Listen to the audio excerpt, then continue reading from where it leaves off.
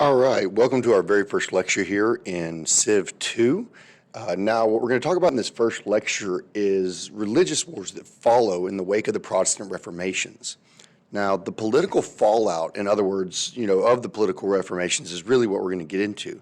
And just remember that back in Civ 1, we kind of talked about this. And so at the end of Civ 1, we talked about Martin Luther and John Calvin and some really important theologians and the Protestant Reformations. And that's really kind of all started by Luther when he breaks from the Catholic Church over practices like simony and indulgences. And he's very upset about the corruption essentially in the Catholic Church. And he thinks they've got a lot of really important theological things wrong, and so he wants to fix the church.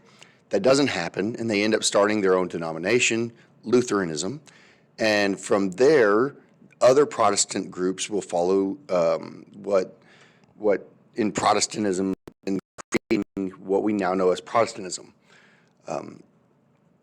And they are initially protesting what they believe to be corruptions in the Catholic Church. And as we move forward, of course, we end up with permanent church split right down to today.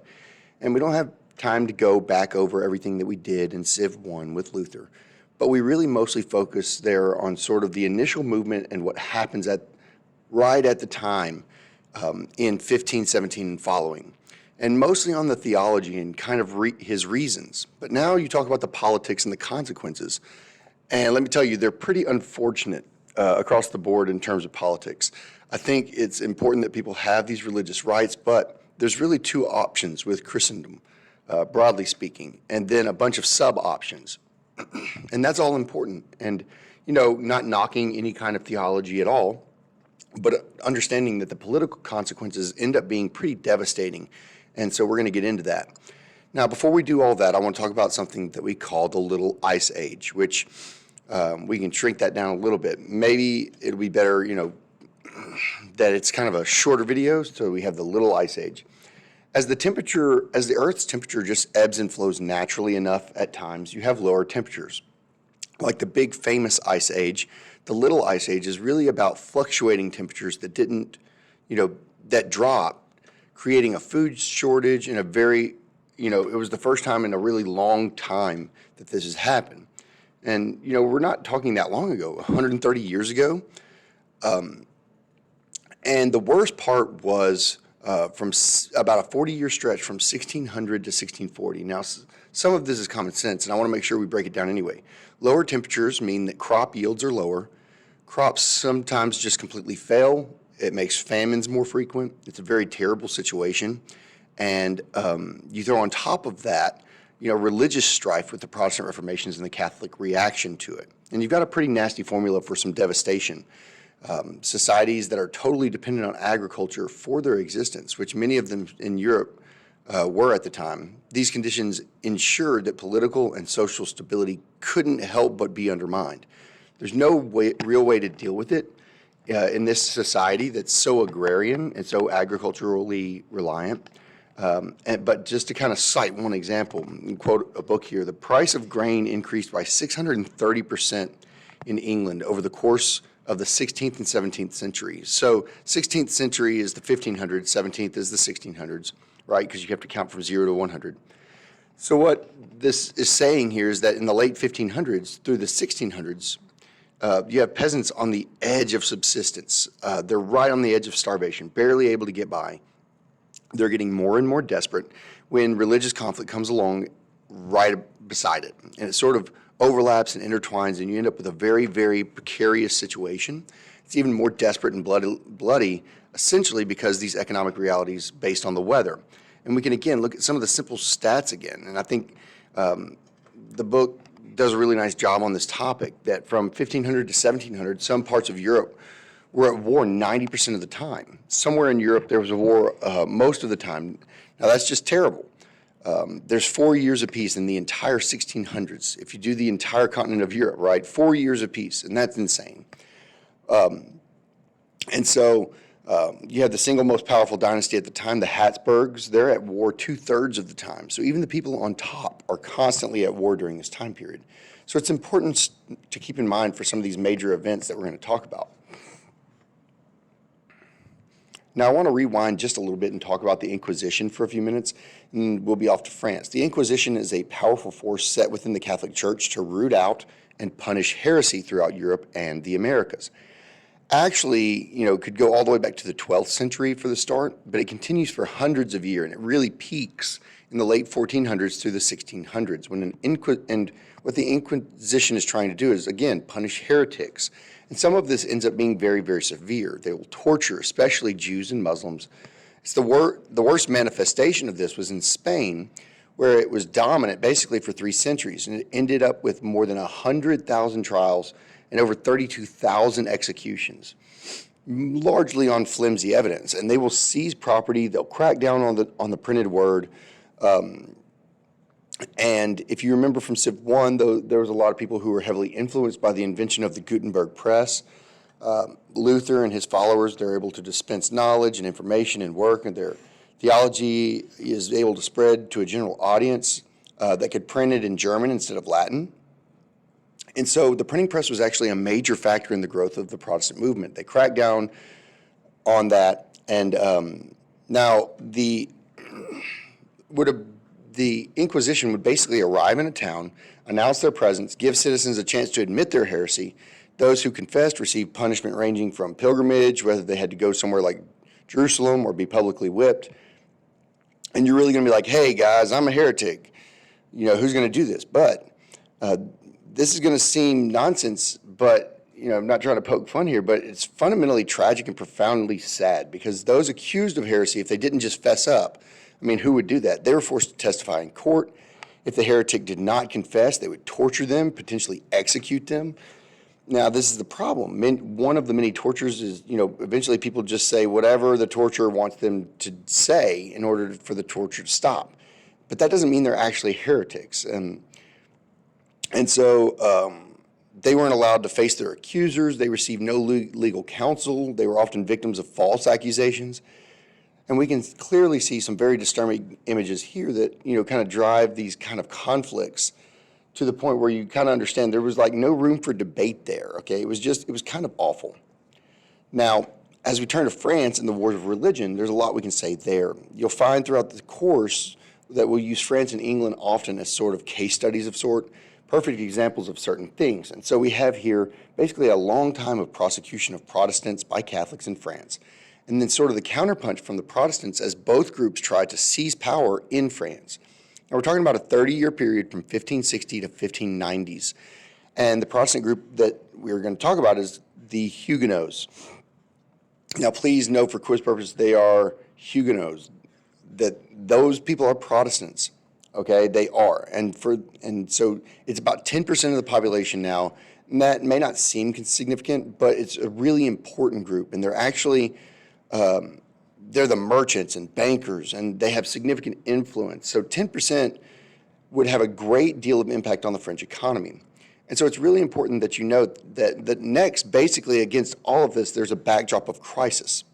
You get the Inquisition down to what's happening in France. France is the most populous nation. It's a very powerful kingdom, has one of the largest armies and a very dynamic economy with significant towns and cities just beyond Paris. But that is the major one. It also has a very weak monarchy under the ruling below the current dynasty that was in place there. Sorry, yeah. The ruling Beloy dynasty, and they're kind of kept in check mostly by the powerful Logos. And so we have this dichotomy here where the king is on the throne, but he's not that powerful. Some of the nobles actually seem more influential than the king. And we get these two major factions, the fanatical Catholic group and the Huguenot Bourbon group. And the Huguenots are with the Bourbons, right? And again, it's a very dynamic group, even though they're only 10% of the population. At the end of the day, we have fighting off and on from 1562 to 1572. And at that point, the king is now Charles X. Now, Charles is young when he takes the throne. So his mother, Catherine de Medici, is basically the regent mother. So she kind of rules on his behalf, makes a lot of decisions on his behalf. And the other name you need to know right now is Henry of Navarre, Henry Navarre. And he's the leader of the Protestants, the leader of the Huguenots. A matter will escalate after Charles and Catherine invite Henry to marry Charles's sister Margaret, and think, okay, we'll bring him in, we'll marry him to our sister Margaret. This is what Charles and his mother are thinking. And they basically, hopefully, end the conflict because now the Catholics and Protestants will be united via marriage. Unfortunately, he and 2,000 followers, being Henry, come to Paris unarmed. So he's like, I'm going to bring a big entourage, but we'll be unarmed. Unfortunately, the Duke of Geist says this is a conspiracy. He names Henry, and there's two Henrys, which is why, he's Henry also called, that's why we call him Duke of Geist. And the Duke convinces the king that only the death of Henry and his followers would truly end the threat of religious division. It basically leads to the king approving Catholic forces to launch basically a massacre on St. Bartholomew's Day, which was August 24th of 1572. You do need to know 1572 there, but you definitely need to know, St. Catholic Day, basically that it was St. Bartholomew's Day. And on that day, more than roughly 3,000 Protestants are killed. And it's a day that lives on in infamy in France, and unfortunately a very stark example of religiously fueled persecution and hatred. And this is, of course, terrible in that it's also Christians killing Christians. We're not at the point where religious tolerance is really, the practice of the day yet.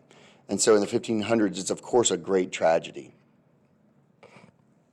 Now, oddly enough, Henry of Navarre actually lives, but again, 3,000 other Protestants die. And they start killing all through France. That starts in Paris and it spreads to the countryside. In the ensuing years and the really decades, 20,000 die, at least 20,000. And the estimates are pretty hard to pin down there. And at the end of the day, again, another sort of strange event here. The political mechanizations that, we're not going to take the time to get into fully, eventually leads to Henry Navarre becoming king. And even though he's the guy that tried to take you out initially, they tried to take him out initially. He survives and he becomes king. And just because he's actually married into the royal family, sort of, last person standing becomes the king is basically what happens. So the marriage did still happen. He became king. He converted to Catholicism. So he was a Protestant who fought to get rid of Catholicism as the king and then converts to Catholicism, which nobody really thought was genuine.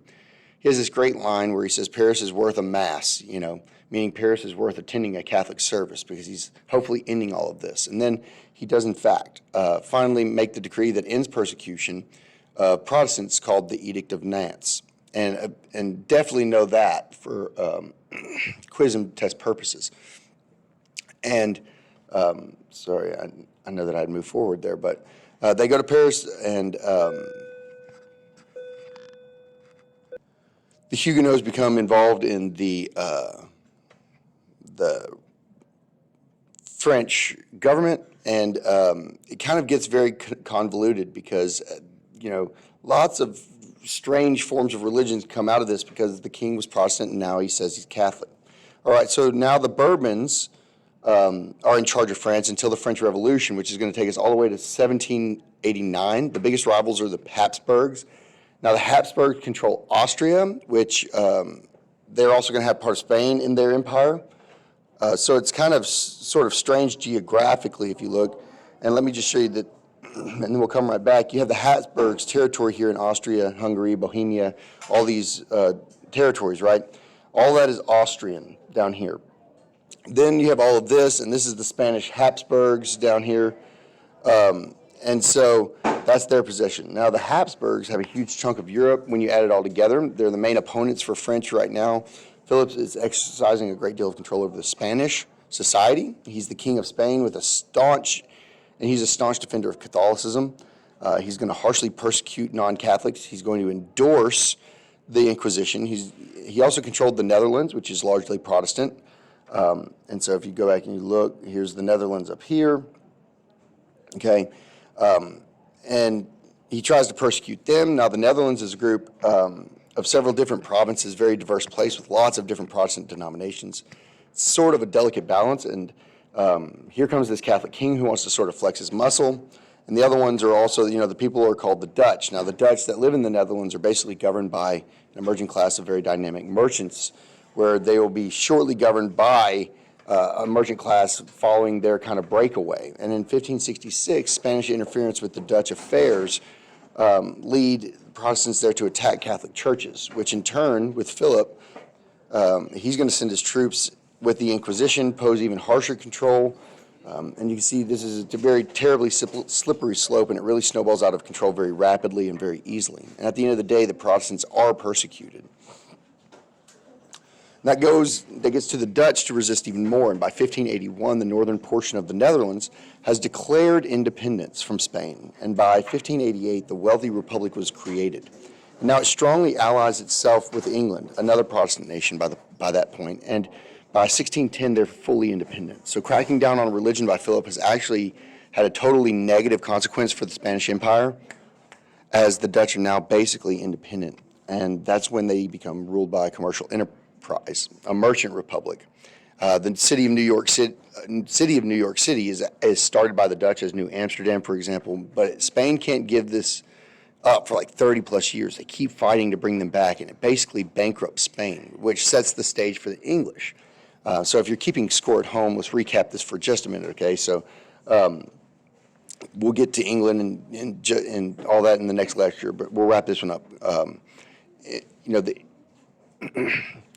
This all theologically and religiously motivated all of this, and there's major political consequences, including Protestants and Catholics killing each other. It's emblematic with the Spanish Inquisition, which is very harsh. They wanted to root out heresy, which was often very unjust. And then the French religious wars and then even Spain trying to crack down on the Netherlands are really other examples there of just the political fallout of Protestantism. There's a lot more of these, but those are the three we're going to kind of focus on for now, and we're going to call that good for this lecture. And we'll pick up on what's going on in England in the next one and get into the 30 Years' War in the third. Thank you.